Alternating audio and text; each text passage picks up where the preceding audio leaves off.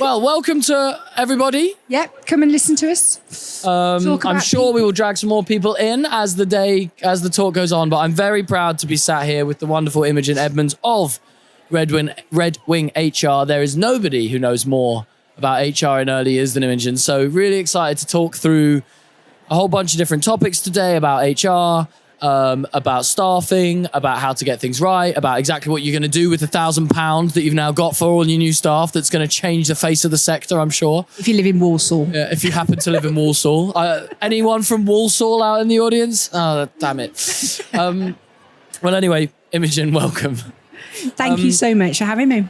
So I guess, first of all, broadly speaking, I think we already talked about this a little bit, but I'm interested to hear whether you've noticed anything shift in the last 2-3 months, 6 months. Are you seeing a lot more advice, calls for certain type of things that you weren't receiving before?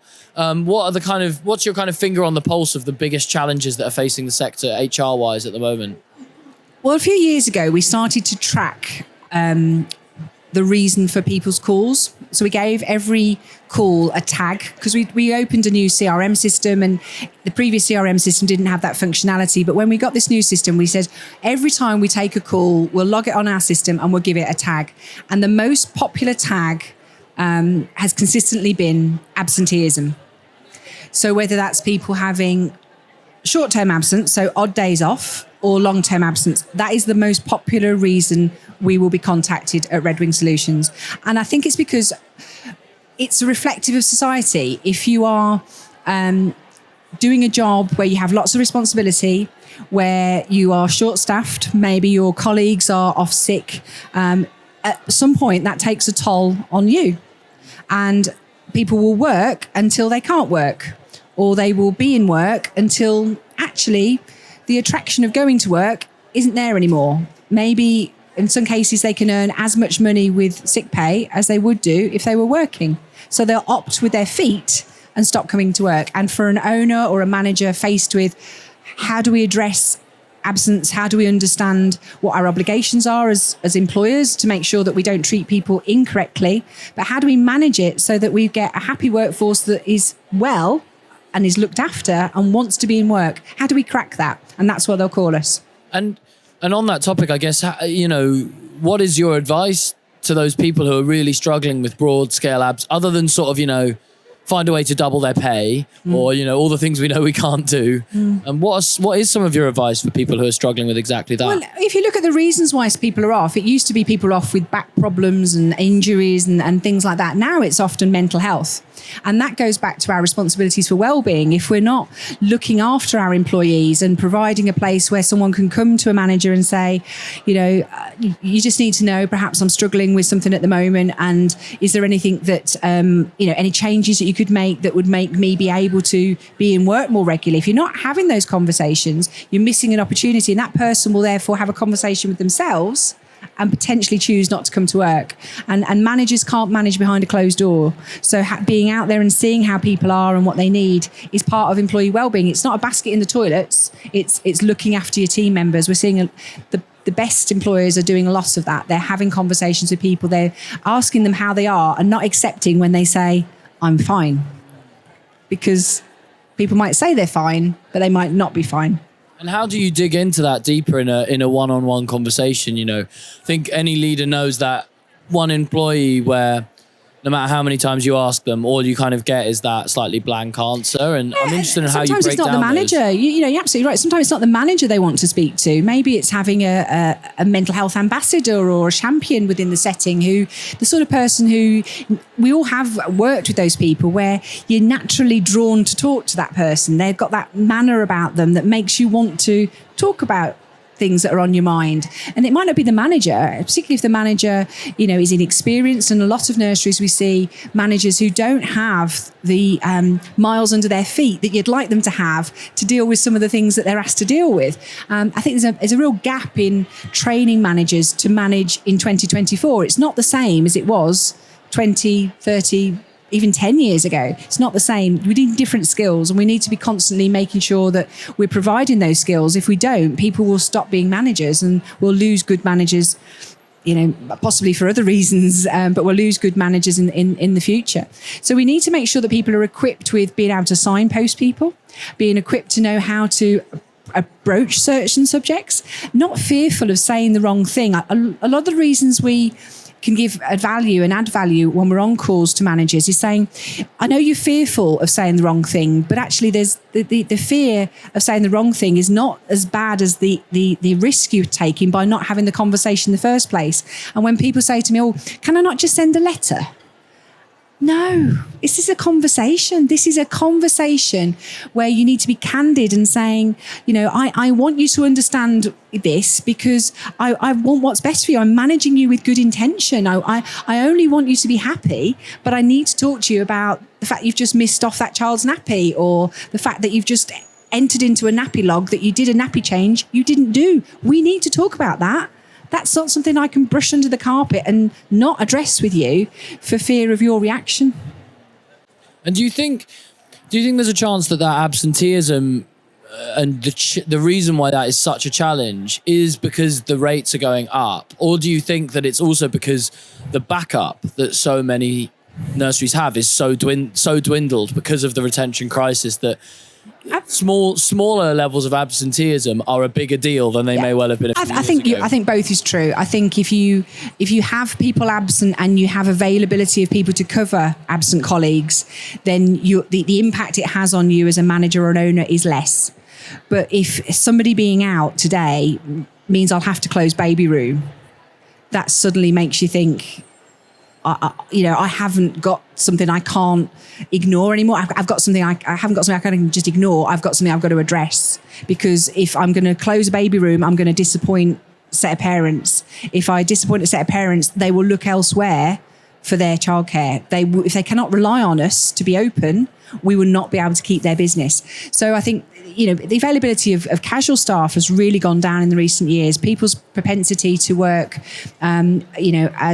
as a not a freelancer, but almost as a early years practitioner for hire. There's not so many people prepared to do that who will wait for a phone call to see if they've got any hours. And the government has made it harder for employers to reward those people because of issues and changes around holiday pay, which I hope are going to be reversed and therefore get better. But we're often reliant now on agency staff, and the agency staff can't provide you either, because there just isn't the people who want to work like that. I think there's lots of issues. I think there's just lots of reasons why it can't be ignored, and why they then reach out for advice, because they maybe could ignore it in the past, but they can't in 2024. It has to be addressed. I really like this idea of the sort of practitioner for hire. It's quite glamorous, kind of like the Assassin's Guild of practitioners somehow. I think maybe that's the way we get more practitioners into the sector, is making it more sexy to be. I think it's. I think if you look at how a lot of people. Their attitude towards work is about experiences. Look at the difference in the generations. A lot of people, they want variety. They don't want to be bored.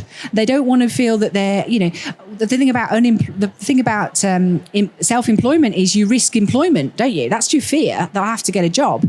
Whereas if you're in employment, you risk unemployment and you fear that somebody will take that job from you. So if you've cast your net wide and you've got 2 or 3 employers that are, funding your lifestyle, paying for your bills, you've then spread your risk, haven't you? And I think people do like to work in that portfolio way, but we've made it more difficult for people to do that. And, in early years, we need to make sure that safer recruitment comes first. So having casuals is fine, but having self-employed people probably isn't fine, because we need to make sure we've got DBS checks. We need to make sure we've got references. And you can't do that every time somebody turns up. That would be very costly for any manager or owner to manage. So, yeah, I think But I think even in my own local area, I knew of people who worked that way part-time, waited for the phone to ring from perhaps a few nurseries, and they don't exist anymore. Those people have either retired and left the workforce, or they've secured different employment because of the cost of living crisis.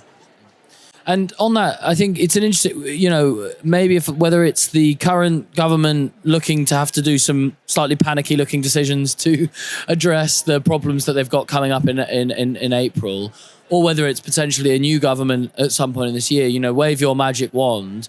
What are some of the more very specific things that you'd love to see change to start to make the situation better for settings, more able to recruit the right staff, retain the right staff. Do you have any solutions that you'd love to see come in place? I think it's very easy to look outside and say everyone else is the reason why I'm finding this difficult. I think the nurseries who are most successful look inside first. They look for inside solutions rather than outside solutions. And I think it starts with the culture. If you are not operating a place of work where you would like to work, if you haven't got values and beliefs that say that you look after people, you ask them how they are and you really mean it, you look after your parents, you look after the children, and you take care of the whole person, not just the fact that they're there between 8 and 6. You concern yourself with their training and development. You concern themselves with their shift patterns. You make sure you don't suddenly change people's plans at a moment's notice and expect them to be grateful about that. If your culture isn't good, and if your management culture isn't good, if you've put a manager into a nursery who will work against your culture, you're never going to crack it. But I see some settings that are able to really thrive because they've got the culture right. They treat people fundamentally decently, and therefore they get decent back. What are some of those things, you mentioned there, this idea of changing plans last minute. What are some of the things that you think potentially managers and leaders are doing, almost not recognizing how much of a damage that is taking on the culture? Are there any other thoughts that might be kind of blind spots potentially in people's judgment? I think people think that people enjoy huge amounts of flexibility, but as humans, we actually like lots of predictability. This isn't particularly HR related, but one of our new hires is Generation Z. She's 23, and she's been with us a couple of weeks. And she'd asked me where I was going away for the weekend, and I said I was going to Center Parcs. And she said, "Oh, right, okay, been before? Yeah, we go every year." Well, that's a bit boring, she says. And love her to bits, she could get away with it. But, in her mind, the idea of going back to the same place was boring. In my mind, as a 50-year-old woman, it's predictable. I know I'll be able to sleep in that bed, eat in those restaurants, get on that bike, do the things I want to do. I will have a predictable weekend. And I think as humans, we love predictability. We love knowing that we've got a rota that is fixed, and yet we might want to hire people that's as per the rota. I can change your rota. This week, you're on lates. Next week, you're on earlies. This week, you do earlies at the beginning of the week and then late at the back. My cousin, who's in the forensic arm of the police, her rotas are 6 weeks in advance. So she can tell me in her calendar now what she'll be doing in 6 weeks' time. That predictability keeps her doing a job that's as per the rota. And I think in early years, we need to remember, if we're constantly changing people's rotas, we are little by little chipping away at the psychological contract. And also, I guess it goes back to those conversations, because I'll have to side with your new colleague. I love chaos. I hate predictability. I think Laura will tell you exactly the same. She knew when I was preparing my slideshow presentation, and it was not 5 weeks ago. But I guess it's also about, first of all, identifying the staff that know themselves enough to understand what they like, but also making sure that you ask questions in the right way, because there's certain questions where if you ask them in the wrong way, no one's going to say that, for example, they don't love flexibility. Actually, some people do prefer to have things predictable. Flexibility is a two-way street. So, if you've got somebody coming to you and saying, there's going to be a meeting at the school, my little one's teacher would like me to come in and attend that meeting. Is there any way I can be, allowed to go to a meeting at slap bang 11 o'clock in the morning? And if you've got a nursery where someone says, absolutely no chance that we can allow you to go for that meeting, that will chip away at the psychological contract. Whereas if you've got owners and managers and say, if that meeting is important to you, we will move a mountain to get you to that meeting, then that person will repay you with flexibility later. What you give, you get back. And flexibility, when you're saying to somebody, I want to own you, I want to be able to rota you whenever I want to rota you, then that's not going to make somebody want to give to you, because they want you to know that it's going to be two-way.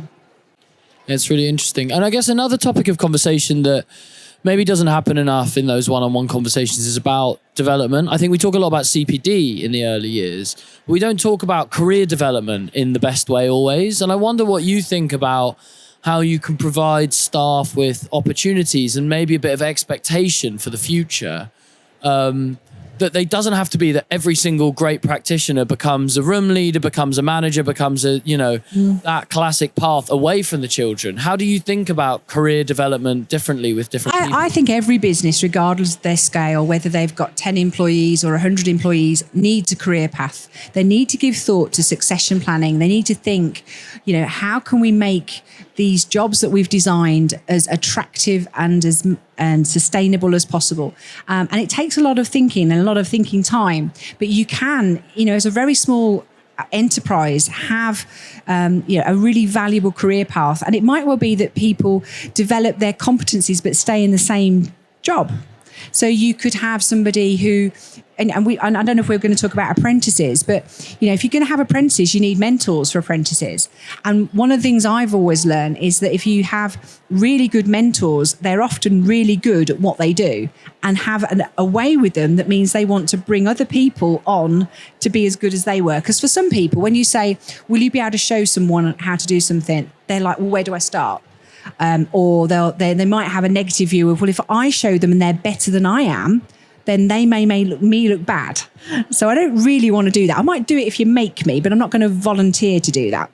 So if you can get somebody who's really good at their job and then becomes a mentor to show other people, then you can end up raising the skill levels in your setting.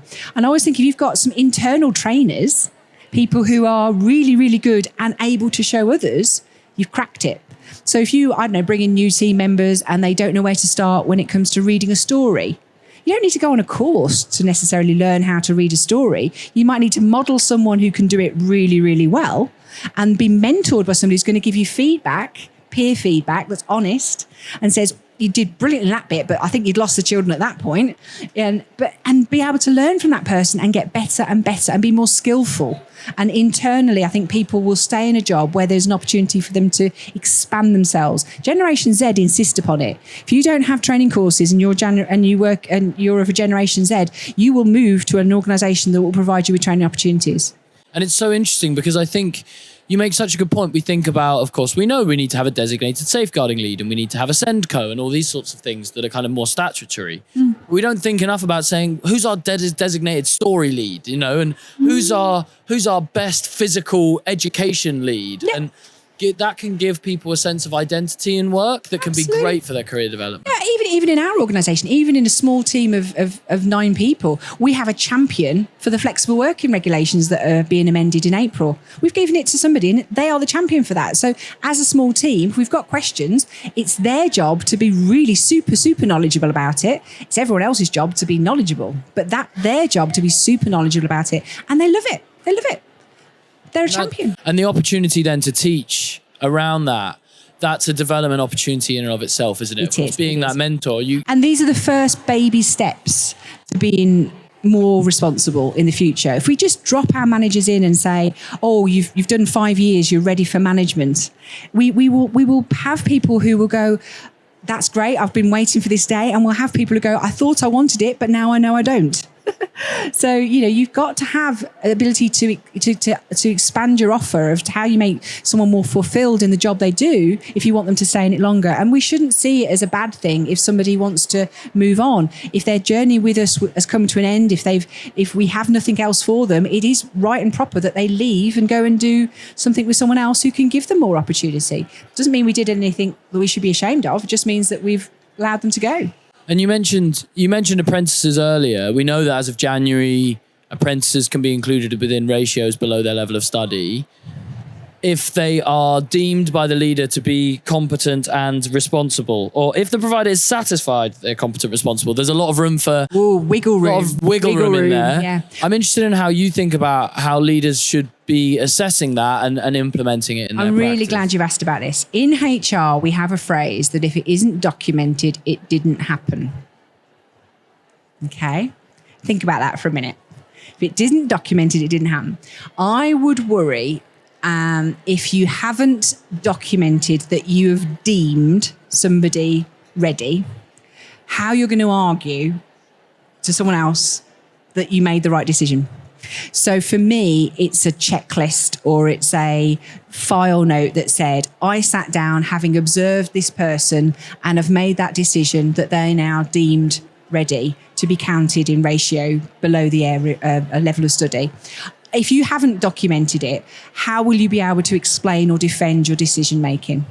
And I like, the checklist approach for me would be important. And I used to do this when I would authorize people to be licensed to do certain activities when I worked outside of early years.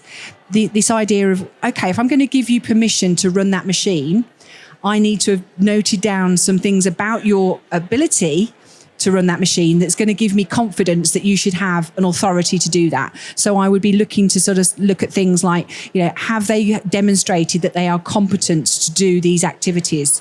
And if so, can I make a note that they demonstrate that competence? Have they been observed to do these things to a standard that means I want them to be allowed to operate at that level? Because if we just think of it's up here in our head, how are we going to defend it? How are we going to explain it if someone was to ask us? Because saying, oh, well, I made a decision on the 1st of February because, they'd been here 3 months, might not wash it. And I know it's an interesting point. I was listening to a very separate point, but I was listening to a podcast recently and they were talking about how sometimes there are things that we think shouldn't be documented somehow, like culture and strategy and things like this, and documenting them kind of ruins them. They made the interesting point is that once you've documented something, you can improve it. And you know what you're judging against. You understand the decision you've made. To document something is to make sure you've gone through something, and then you can actually have it there. And I think it's a kind of misunderstood thing around documentation sometimes, that it's not, you're not writing it down to prove someone because it's in your Ofsted folder somewhere. You're writing it down for yourself so that you have something to refer back to. Absolutely. And we're talking about giving somebody authorization. We're giving them responsibility, more responsibility once we've made that decision than we gave them before we made that decision. It deserves a process, doesn't it? It deserves thought and actions, not just thoughts. It warrants that, because, the implications are, if someone was to challenge you, you could be criticised because you can't explain your decision-making process. I couldn't tell you why I made a decision a week ago, let alone longer. So, if I hadn't written it down, I won't be able to say with authority, I made the decision to authorise Betty because of X, Y, and Z. And nobody can argue with it if it's down on paper. They'll argue with you if it's in your head, but they won't argue with you if it's down on paper. And there's a time and a place for it. And in HR, as I say, if it isn't documented, it didn't happen. Great point. And I think just before we kind of close up, as we're getting towards closing time, I'm interested in hearing if there's anything more that people should be aware of that's coming up in the next 6 months, changes. We talked about the apprenticeship, you mentioned the flexible working guidelines. What are some of the things that people should be It's going to be a huge year, absolute huge year. For HR and employment law, we are going to see more employment law changes this year than I can remember in a very long time. The big one for the sector that I would say be clued up on is carers leave. Carers leave is being introduced in April. It is there to allow people to be able to give their employer notice that they need to take some time off unpaid to act as a carer for someone. And if you think about our profile of our workforces, we will employ people in early years who will fall within the definition of being someone else's carer. And this will, if it's misunderstood, I fear that people will say the wrong thing.